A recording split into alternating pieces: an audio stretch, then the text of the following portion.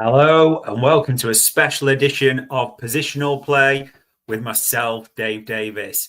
I am coming to you from an okay Edinburgh, which is a bit like the game on Sunday, wasn't it? Okay, not bad.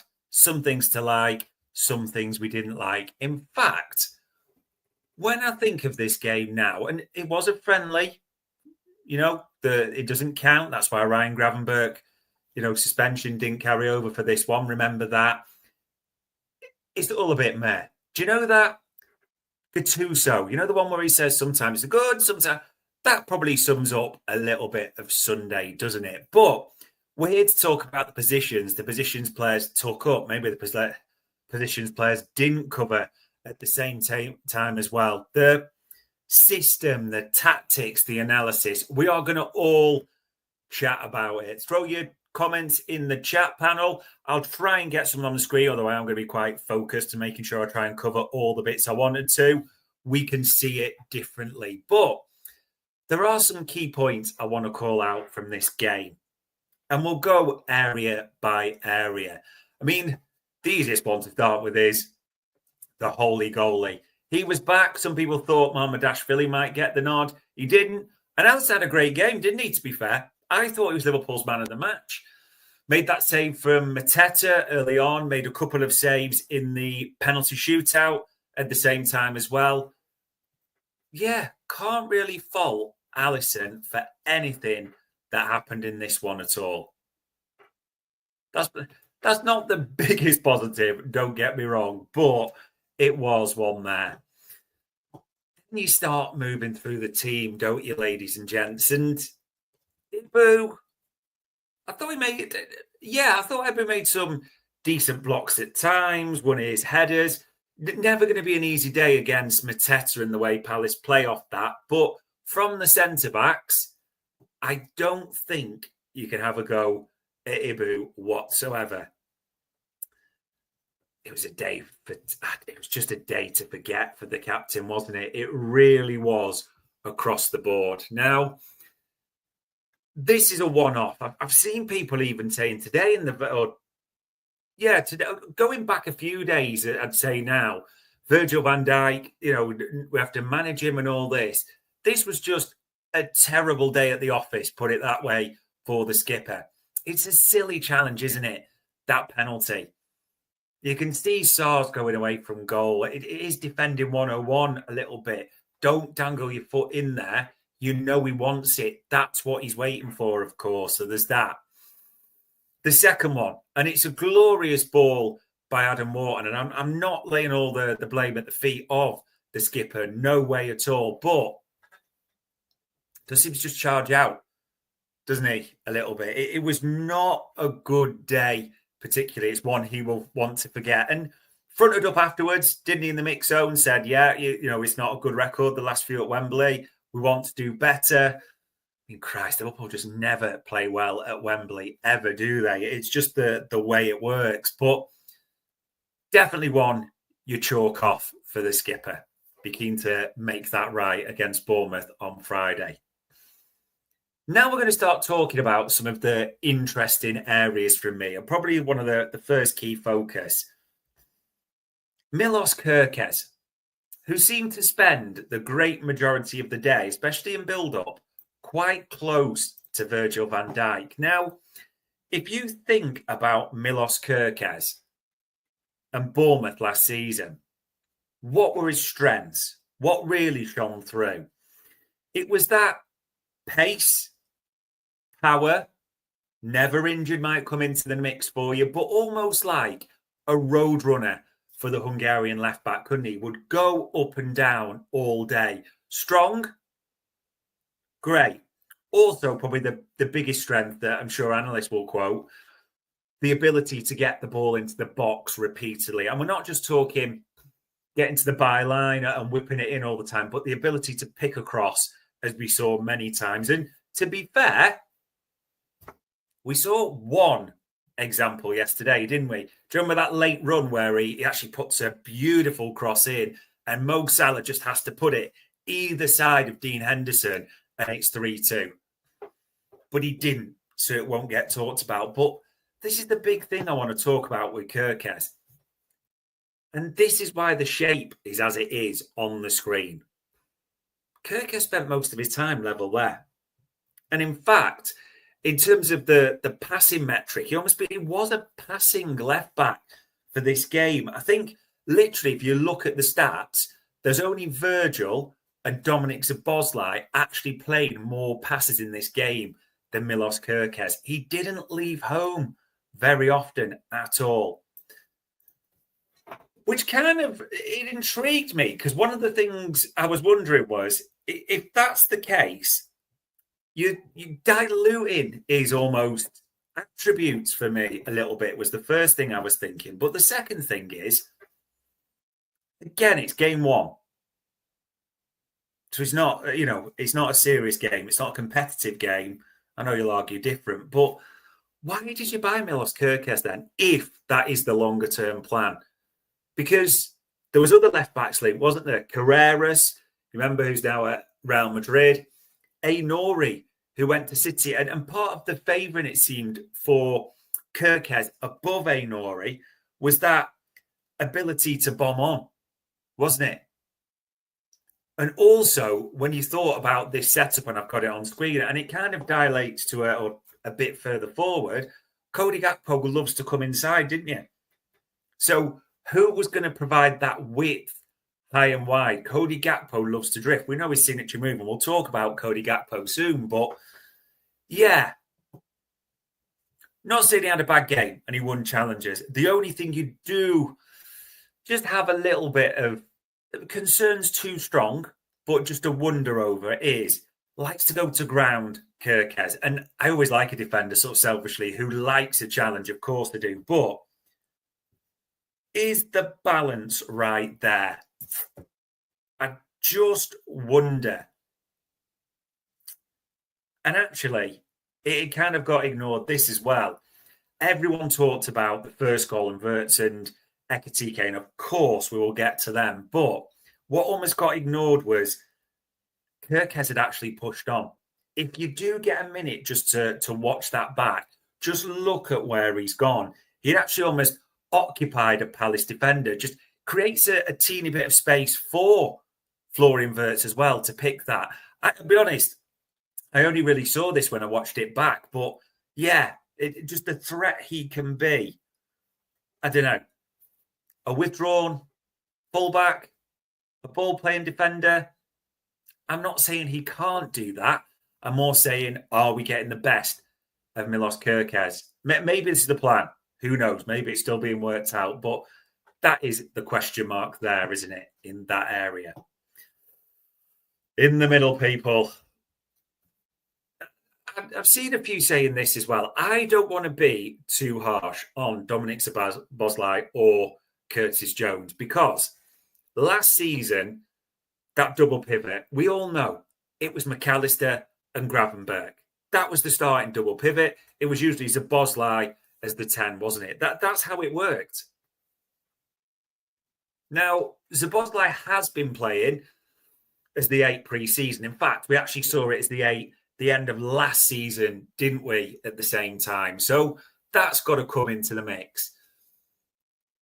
I think you're actually seeing what I expected of Dominic Szoboszlai. Just to be clear, I think he has so many attributes. We know his pace, his running power, the ability to play that switch, which, just to be clear, we saw for the first goal, didn't we? Where he did second goal, where he did the switch to Jeremy Frimpong. The skills are there. The attributes he has are there. That doesn't mean he's perfect. And the one sort of question mark, which may need to be answered about Dominic Szoboszlai as an 8 throughout the season, is for all his attributes, which are important, and I want him in the side, a bit weak in the duel at times, isn't he?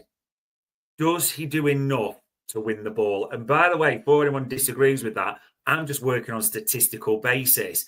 I'd used that example before of Sam Maguire had said it in one of his articles on Patron, and I might even just try and dig it up here. It kind of gives you almost a headache or a conundrum a bit for Dominic Szoboszlai. And here it is. This is the one.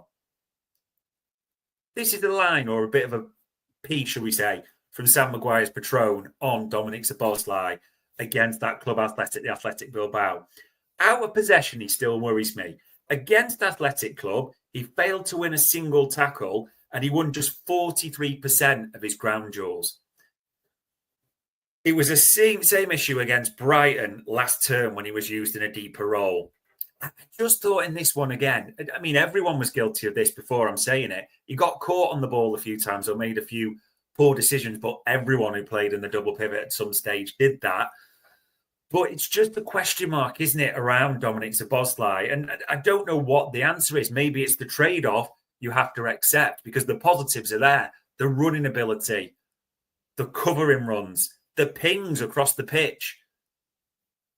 No doubts about it at all what the positives are. Maybe it's about who's with him. And maybe it was about who wasn't with him yesterday. And again, the same can be said for Curtis Jones because as the stat that many people have quoted, ball retention. There was it 57 out of 57 as I'm looking at. Curtis Jones is an elite ball retainer. That's the phrase I'm going to use with, or unfortunate phrase, probably no one wants to be labelled with, but it's what I'm going with. Keeps the ball, recycles it so well. I thought it was nice and tidy yesterday as standard without being spectacular. Progressed it okay, got caught a few times. And I think this is important to take. Say, he passed it, 100% pass completion, but he got caught a few times on the ball, which is nothing new for Curtis at all. Again, it doesn't mean he's a bad player by any means, but I wouldn't say either of these shone. And actually, they had a really tough time because they were up against Adam Wharton, who I think is a special talent. I would love at Liverpool, and I thought was brilliant, especially that second ball yesterday, or the assist for Sarr for their second goal. Will Hughes looked like a new lease of life when he came on at the same time as well. So, yeah, they had a tough assignment. I think the big thing you're seeing here, and someone is going to moan that I've got 16 players on the pitch or whatever you're going to say, but I'm just bringing them for a visual. And so we've got something to discuss here. But last season, I'm probably move Gravenberch to the right side of it and Maka to the left side. That was the double pivot that was successful, wasn't it? Alexis McAllister, Ryan Gravenberch. Now, it's going to be fascinating as to if they're all fit, and touch wood, fingers crossed, you hope they are. Who starts? Who is going to be the regulars there? I think yesterday, in one way, in a weird way, was a great day for Grav. I mean, congratulations to him and his family on the birth of his, the child. More importantly, actually, scratch that. It's terrible to say more importantly. From our point of view as Liverpool fans, it's a case of his case to start was probably helped by what was shown up yesterday, wasn't it? I do think we missed him. The legs, the pace, the power, drop of the shoulder on occasions just to get out of a bit of trouble. We all know it. There was that. And for Maka, Liverpool's best midfielder. I'm not really interested in what anyone says as an alternative view there. No, he doesn't have the pace of McAllister. No, he doesn't have the recovery legs or the all-round movement, shall we say, of Gravenberch. But all-round, easily for me, our best midfielder in terms of the passing, the one who can almost do everything to a high standard. Christ, if he was quick, he'd be worth 200 million, wouldn't he? So he's got to be on the pitch at all times when he's in the big games. Of course, you rotate them, but in the biggest games, Alexis McAllister's got to be there. So that bunches these three into the weirdest looking Venn diagram thing ever.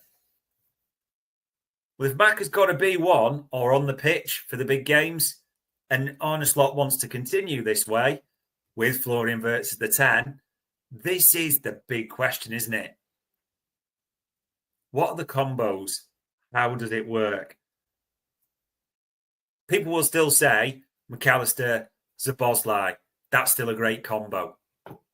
Others will say Gravenberch, was yesterday proved, got to be in there. I don't think anyone's shouting too loudly for Kerkez. I could be wrong on that, but it does feel like, as auditions went, not a great one for Kerkez. And it almost feels like it's set up for him to be the squad player of the season. Whether he's happy with that, and with 2 years left to go on his deal, when Liverpool are trying to talk about renewals, that is a completely different thing. But I'll drag Maka off. I'll drag Ryan Gravenberch off, because at the end of the day, as I said, we're talking about the lineup for yesterday. So that's the midfield. That's the double pivot, the way it was all set up. Which now we've got to talk about everything a little bit higher. And I tell you what, I'm going to put now, I'm going to start to move to talk about the attack and everything else. I've got it there on Florian Wirtz. To demonstrate Florian Wirtz yesterday, I could drag him here because he was involved in build-up at times. Don't get it twisted. I could drag him here to the left as well. And if you doubt that at all, think to the chance that Ekitike missed, which I wouldn't call a big chance, but Florian Wirtz flicks it round the corner back to Szoboszlai, moves to there and pulls it across, and Ekitike just fires slightly high and wide. I'm not going to call it a big chance, but everything went through him yesterday, didn't he? Liverpool's number 7. Quite clear that almost he is going to be the playmaker. That's what we saw yesterday. Everything really well flowed through Florian Wirtz. And if you're honest about Wirtz, because of the standard he sets, the ability he has, he'll be disappointed he missed that chance. Do you remember the one he skies? He'll be annoyed at that. But overall, we like so much of what we see. So that's the first thing to talk about positive in the forward areas. This boy as well. Ho, ho, ho. You little shagger, Ekitike. Did you see that finish?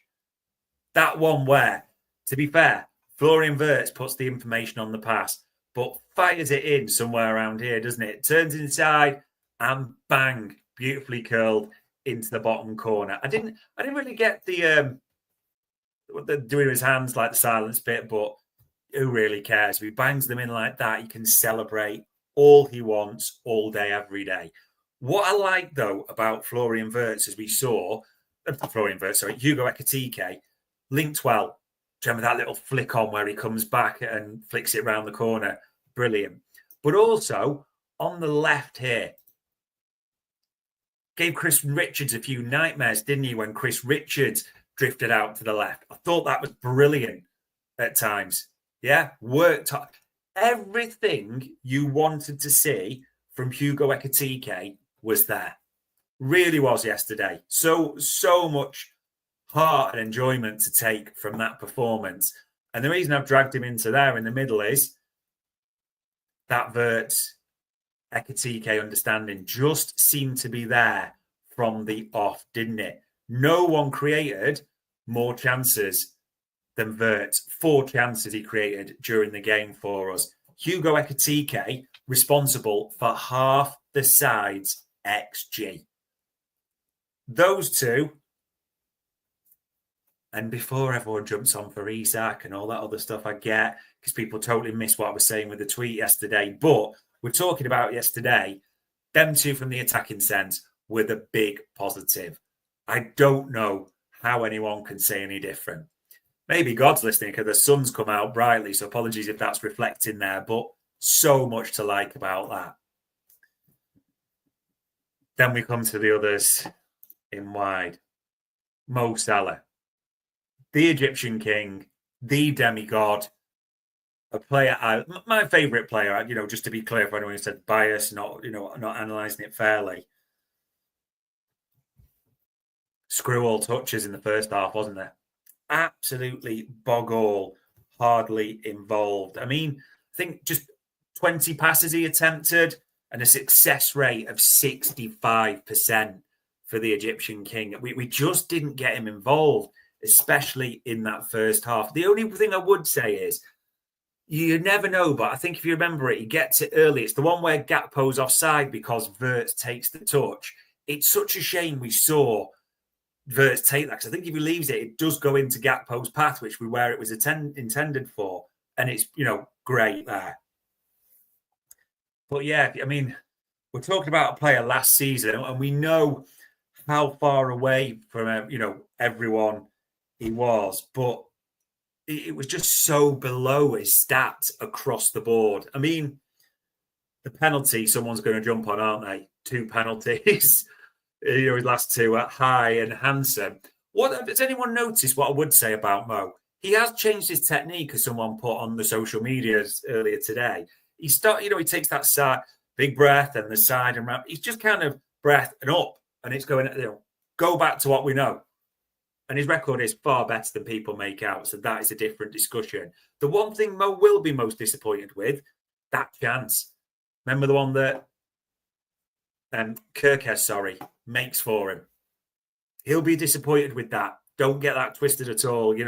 Literally either side of Henderson, and it's a goal. Maybe it's interesting how this develops in this system, but also it didn't quite work with Frimpong, didn't it? I know no one's going to work as well as his previous right-back partner, but I think Frimpong had it about 30 times. We all had visions of that maybe Mo would tuck in a lot and we'd see beep, beep, Frimpong going past, but that didn't really work itself out yesterday, didn't it? In terms of the areas we wanted to see Mo Salah in, we didn't get that. This is a friendly, but that will be interesting to see. This player, Cody Gakpo. It's funny, actually. Sam Maguire in his Patron called it as one of his headings from yesterday. The Cody Gakpo sore thumb. And let me just give you this extract from it as well. For balance, the left-sided attacker needs to be someone who's wanting to run in behind and stretch play. It needs to be someone who can beat a man either by going on the outside or attacking the inside pace. They need to be aggressive, not passive. Not one word of that describes Cody Gakpo. He's not slow, but we all know what Cody Gakpo is looking to do. He's looking to get the ball, cut in, and bend it somewhere into there. That's his trick, and it's a nifty trick, by the way. And it's a trick that, had real fruit last season. But I just wonder where Florian Wirtz likes to drift to, as we saw yesterday. It didn't work, this left-hand side, and I think that played a part of it. You quite often saw, because Kerkez would tuck in, especially when they did that switch to Milos, I think it is. How many times was Cody Gakpo on the cover at left wing-back? Seemed a bit, I don't know if he was lost to where he is, but also when he did have the ball in key points and places, thinking, okay, do something with it. I'm not saying it was solely his fault by any means. You can never say that. But Cody Gakpo twice gives the ball away and it leads to goals. Does it mean it's his direct correlation? But it plays a part in that.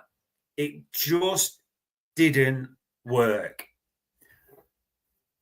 And also, maybe this is being a bit of a harsh judgment, and maybe this goes into it for me, for other people. Where was Rio Ngamoa? Anyone else not want to see Rio Ngamoa get on? Anyone else not thinking, wow, that would have been exciting? Especially at 2-2. Especially he's a friendly, so who cares really? Give him his head. Give him an opportunity. But it didn't. And it didn't happen. And Rio Ngamoa didn't see a single minute in this game. Much to, I'm sure, mine and your disappointment, which actually starting to look at the chat panels. Sorry, I know I've ignored your bits, trying to cover all the bits. Maybe coming to the fore. Now, before you all start, we are about to have 15, 16 players on the pitch, but it's mainly just to emphasise a few things. So I'm dragging Ngamoa, I'm dragging Chiesa onto the pitch, and it doesn't really matter. I'll move the sides because someone will whinge about this again. And if you're joining us now, yes, I have got a lot of players on the pitch. It's to emphasise the attacking situation. This is what Liverpool have at the moment in time, don't they? Ekitike, Salah, Gakpo, Chiesa, natural attackers. You've got Florian Wirtz, who can, as on a slot, and we've seen it in a different formation by Leverkusen, move to the left, of course, and play from there. And then you've got Rio and Gamoa. So you could say 4 natural attackers, 1 player that can play there, and a junior option.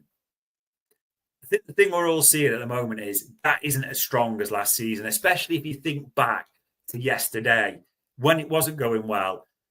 It's not just about what's happened, but I think we all would have said there's always 2 options normally on the bench. So you would have seen Nunes, you would have seen Diaz, and their characteristics, their pressing, their aggression, their pace, it looks a bit different, doesn't it, all of a sudden? And that's no disrespect to Harvey Elliott and everyone who came on, but it's just true, really. But they're not there. And then you start looking at the options, don't you? He doesn't fancy Kerkez. We're all just waiting for the announcement that someone in Italy has made a move for Chiesa and he's heading back home. This is what we're waiting for. So and his tune's banging, no disrespect to the player, but I'm almost half dragging him off the pitch anyway. Which then, yes, he's an option. But again, Chiesa didn't play a minute yesterday, didn't go on tour to Asia. You know everything you need to know. Looks short, doesn't it? And even, dear God, someone's going to know about this, a drag Alexander Isak onto the pitch. That gives you then 4 senior attackers. Salah, Gakpo, Ekitike and Isak. And all of a sudden you start to look and think, tell you what, if that's it, the middle's covered. There's a quality striker, the tip of the spear. That is the big positive at all times. Ekitike can also play from the left. Many would like to see that happen. On the left, then, you've also got Rio Gamoa. So it doesn't look too bad. Although all of a sudden you are also thinking, well, who's covering Salah? I know someone would say, as I would, Frimpong, it's only 6 games max. But the way Conor Bradley's injuries are going, that comes into the mix as well. So, yeah. The attacking options, in case you're joining me, yes, I have got a lot of players on the pitch. We're just talking about the attacking depth. I think that's why we all want to see another one, don't we? And something like, maybe people are going to disagree, something like this all of a sudden. I'll put Ekitike halfway between Isak and halfway between Gakpo is in. Can play for the left, can play centre forward. Really important. But also Malik Fofana, if he came, you're dragging him left, you're dragging him right. I'm not convinced they're going to do this, people. I want them to. That's why I've got them on the pitch. If this window finishes right now, finishes when it does, let me phrase that a different way, with Salah, Gakpo, Ekitike, Isak, Fofana as your options, with a junior Rio and Gamoa and Florian Wirtz, all of a sudden you go in all fronts, lads. All fronts. If Malik Fofana or another winger who, a multifunctional forward, that should be the term I'm using, doesn't come, all of a sudden you're like, could be okay, but could be a bit thin. And that was a bit what we saw last season, where they run out of energy. And we debated this, not debated too strong, chatted about it, me and David Lynch on this. But yeah, it is an interesting one. Chat panel's buzzing with it. Different thoughts. Something I'm talking righteous, something I'm talking nonsense by the looks of it. But yeah, thank you for all your comments there. There's honestly so much to look into with this. And again, things are going to happen still. Everyone wants Mark Gahey to join. So you've got centre-back depth there all of a sudden, don't you? Feels like that could well happen, especially based on what Steve Parish has said that way. That would be positive. God, this man, it just drags and drags and drags. But hopefully we might get news soon. However, it's a couple of people. I think everyone wants to join this group. Otherwise, it could just look a little bit short all of a sudden. You can pick your starters. You can pick where you want them. But it feels important. And actually, with what we have right now, this is not going to be popular at all. But this, genuinely, is what I would like to see. I'm dragging Cody Gakpo out the starting lineup. I am putting Florian Wirtz coming in from the left, a la Felipe Coutinho. I would have Szoboszlai there. I would have, and I've moved to the side, almost Alexis McAllister as a 10. I would have, and where have I lost him? He's a dad, so he can't go walkabouts. Where is he? There you are, Ryan. Afraid Kerkez. Not for me, mate. That's not disrespectful. I think he's a great squad player, but we're talking about what I would have in the starting lineup right now. That would be me. Based on, and again, taking these out before you moan about how many players I've got on the pitch. Let me drag them off because I can see that starting in the chat as well. Dear Lord. That would be my starting lineup. With the ability to Wirtz to tuck in a little bit, still play that playmaker role, a la Coutinho. Milos Kerkez has the chance to bomb on a bit more. Also the chance, as we saw so effectively at times, think City away. Almost like a box you could play, as we know, in midfield. I love the idea in the big games this season of having Grav, Szoboszlai, Maka and Florian Wirtz on the pitch and just bossing that midfield. Even then, if you want, false 10s, couldn't you? Different ones, as we saw.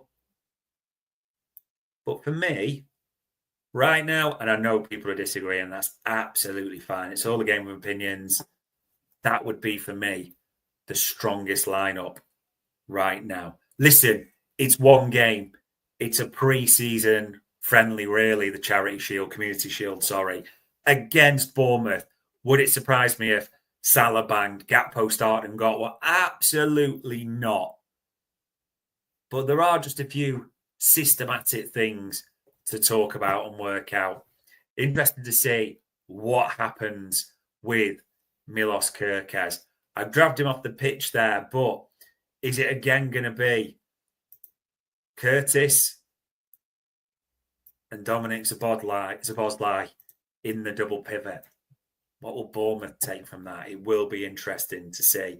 Alexis McAllister welcoming back into the starting lineup. Could it be Szoboszlai and Maka as the double pivot? I think that's where I've been leaning at the moment. Honestly, there's so many things. A great day at times for Florian Wirtz. Some brilliant things to see from Ekitike. The leadership of Mo Salah and Virgil van Dijk. A few things they might want to just remind everyone Friday night. But there we go. A little bit of something different for you on Anfield Index. We generally try and look at positional plays. We will have things with Bart's coming back this week on analysis. I know the Up Boys will start to get into their groove as well. But as a bit of a special for you, that was another positional play